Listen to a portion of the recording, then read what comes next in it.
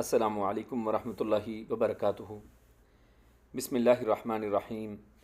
الحمد للہ رب العالمین والصلاة والسلام علی اشرف الانبیاء و سید المرسلین، اما بعد۔ ایصال ثواب جائز اور ناجائز امور، یہ کتاب، اس کا آج ہمارا آخری سیشن ہے اور آخری ٹاپک ہم پڑھ رہے ہیں، جس میں مؤلف نے ہندو مت میں ایصال ثواب کے موضوع کو اجاگر کیا ہے۔ وہ کہتے ہیں کہ ابتدا میں ہم نے عرض کیا تھا کہ بحث کے اختتام پر ہندوؤں اور مسلمانوں کے مابین پائی جانے والی مشترکہ رسومات کو ذکر کیا جائے گا۔ ایسی رسومات جو ایصال ثواب کے نام پر مسلمانوں میں رائج ہیں، مگر خالصتاً ہندو مذہب سے لی گئی ہیں۔ دین اسلام سے ان رسومات کا کوئی تعلق نہیں ہے۔ اس حوالے سے ہم بہتر سمجھتے ہیں کہ اس بحث کو ذکر کر دیں جو مولانا عبید اللہ ملیر کوٹلی نے اپنی کتاب تحفۃ الہند میں کی ہے۔ اگرچہ مولانا صاحب نے اس بحث کو مفصل بیان کیا ہے، مگر ہم اس کو اختصار کے ساتھ ذکر کرتے ہیں۔ اس بحث پر مولانا عبید اللہ صاحب نے ایصال ثواب کے نام سے فصل قائم کی ہے۔ مولانا صاحب لکھتے ہیں، حقیقت میں یہ ثواب پہنچانا مردوں کے ساتھ ایک مروت ہے۔ یہ درست نہیں کہ ان سے ڈر کر یا ان سے حاجت براری کی امید رکھ کر ان کو ثواب پہنچائیں۔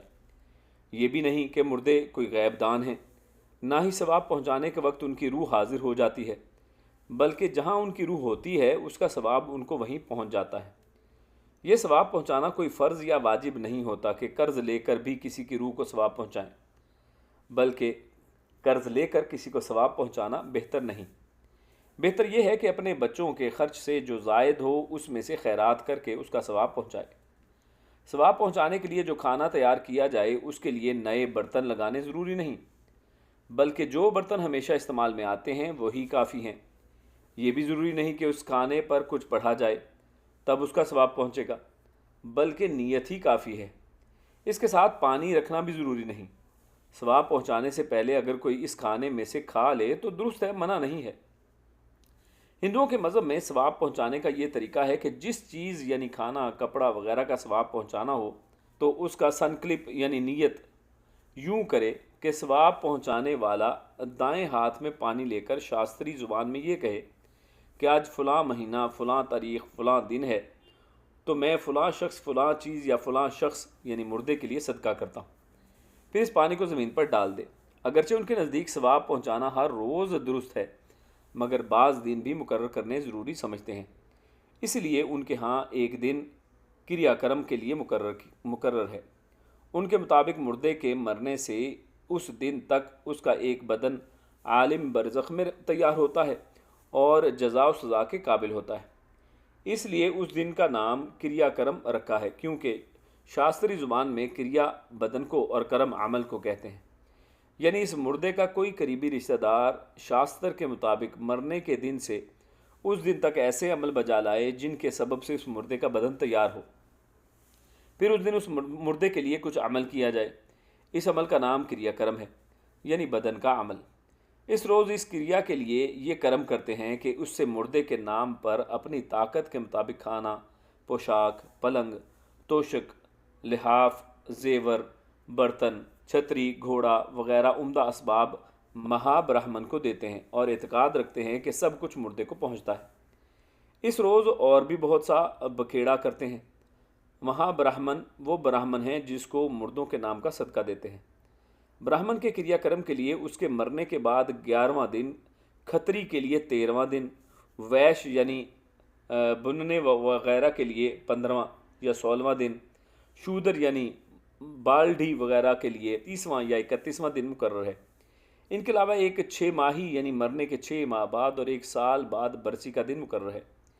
اس روز گائے کو بھی کھانا کھلاتے ہیں۔ مردے کے مرنے کے 4 سال بعد ایک دن سدھ کا مقرر ہے۔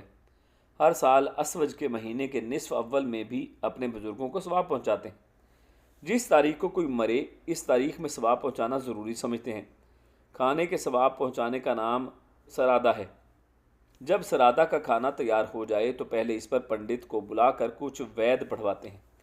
جو پنڈت اس کھانے پر وید پڑھتا ہے وہ ان کی زبان میں ابشرمن کہلاتا ہے، اور اسی طرح اور بھی دن مقرر ہیں۔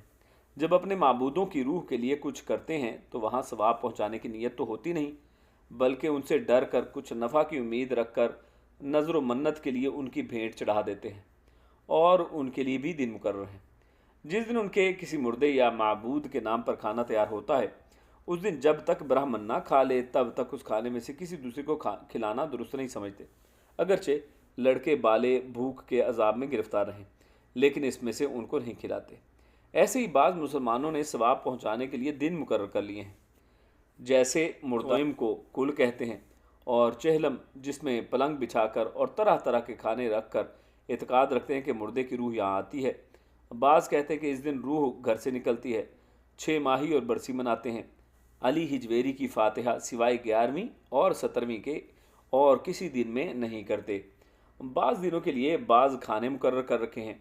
ہندوؤں کی رسم ہے کہ دسہرہ کو دہی اور خشکا، دیوالی کو شیرینی، منگل اور اتوار کے دن برت یعنی روزے میں میٹھا، اور گوگے پیر کی نومی کو سوئیاں۔ اسی طرح مسلمانوں نے بھی مقرر کر لیے ہیں کہ شب برات کو حلوہ، محرم کو حلیم اور شربت، عید کو سوئیاں، مخدوم جہانیہ کے روزے میں میٹھی روٹیاں وغیرہ۔ ان کے علاوہ بھی ایسی ہی قیدیں لگا رکھی ہیں۔ بعض مسلمان بزرگوں کو اس امید پر نیاز دیتے ہیں کہ وہ ہمارے رزق یا اولاد میں ترقی دیں گے یا کوئی مراد پوری کریں گے، اور اگر ہم ان کی نیاز نہ دیں گے تو ڈرتے ہیں کہ ہمارا کچھ نقصان کر دیں گے۔ بعض لوگ ثواب پہنچانے کو فرض کی طرح ضروری سمجھتے ہیں۔ اگر کوئی 11ویں وغیرہ کا دن نہ کرے تو اسے تانے دیتے ہیں۔ بعض لوگ نیاز وغیرہ کے دن نئے برتن لگانا ضروری سمجھتے ہیں، جس طرح ہندو سرادہ کے دن کھانے پر اب شرمن سے منتر پڑھواتے ہیں، اسی طرح مسلمان بھی ملاؤں کو بلا کر ختم دلاتے ہیں۔ جب تک ملا اس پر ختم نہ پڑھ لے تب تک اس میں سے کسی کو کھانے نہیں دیتے۔ جس طرح ہندو سنکلپ کرتے وقت دائیں ہاتھ میں پانی لیتے ہیں، اسی طرح مسلمان بھی ختم کے وقت کھانے کے ساتھ پانی کا پیالہ رکھنا ضروری سمجھتے ہیں۔ جس طرح ہندو اپنے بزرگوں کو پانی دیتے ہیں، اسی طرح مسلمان محرم میں سیدنا حسین رضی اللہ تعالیٰ عنہ کی روح کے لیے پانی کی مشقیں زمین پر بہاتے ہیں۔ جیسے ہندو دیوتاؤں کے نام پر گھی وغیرہ آگ میں جلا کر اس کا نام ہوم رکھتے ہیں، اسی طرح مسلمان اپنے بزرگوں کے لیے ہزارہا چراغ روشن کر کے اس میں دھڑیوں اور منوں تیل جلا کر اللہ تعالیٰ کی نعمت کو ضائع کرتے ہیں اور اس کا نام روشنی رکھتے ہیں۔ بعض لوگ ختم کے وقت اس اعتقاد سے ہاتھ باندھ کر کھڑے ہوتے ہیں کہ بزرگوں کی ارواح یہاں حاضر و ناظر ہیں۔ بعض ختم کے وقت چراغ بھی روشن کرتے ہیں۔ اس کے علاوہ مسلمانوں میں اس قسم کی بہت سی ایسی رسوم رواج پا رہی ہیں جس کی تفصیل دراز ہے۔ بے سمجھ لوگوں نے ہندوؤں کی نقل میں یہ باتیں اپنا لی ہیں۔ ہمارے دین میں دوسرے دین والوں کی رسوم مخصوصہ میں نقل کرنی منع ہے، یہاں تک کہ ہندوؤں کے تہواروں مثلا ہولی، دیوالی اور دسہرہ وغیرہ میں سیر کے لیے شامل ہونا بھی حرام ہے، کیونکہ جناب رسول اللہ صلی اللہ علیہ وسلم کا فرمان ہے، من تشبہ بقوم فہو منہم، جس نے ریس کی کسی قوم کی وہ انہی میں سے ہے۔ جو رسومیں باطلہ مذکور ہوئی ہیں ہمارے دین میں ان کی کوئی اصل نہیں ہے، اس لیے ہم لوگ ان رسوم کو بدعات اور ہندوؤں کی مشابہت میں شمار کرتے ہیں۔ ان میں سے بعض مکروہ ہیں، بعض حرام اور بعض شرک ہیں۔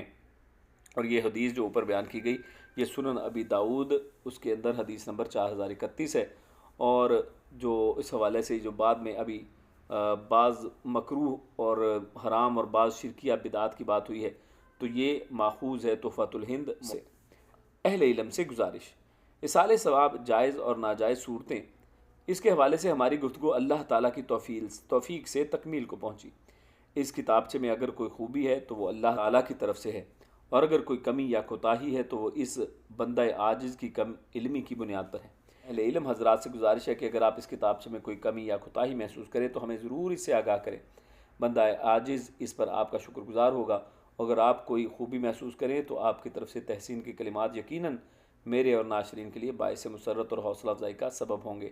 فجزاکم اللہ احسن الجزا۔ السلام علیکم ورحمۃ اللہ وبرکاتہ۔